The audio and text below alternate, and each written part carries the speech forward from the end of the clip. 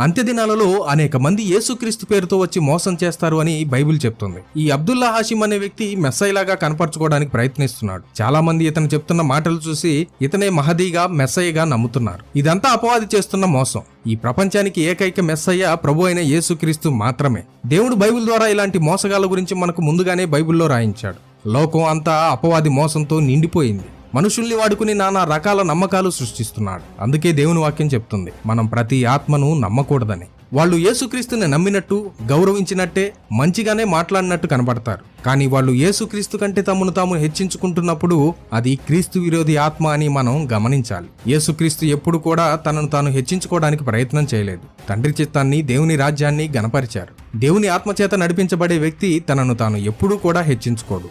Abdullah Hashim లాంటి డమ్మపు మాటలు పలికేది క్రీస్తు విరోధులు. ఆదికాండంలో కూడా అపవాది మనిషికి మంచి చెప్తున్నట్టే కనపడ్డాడు. కానీ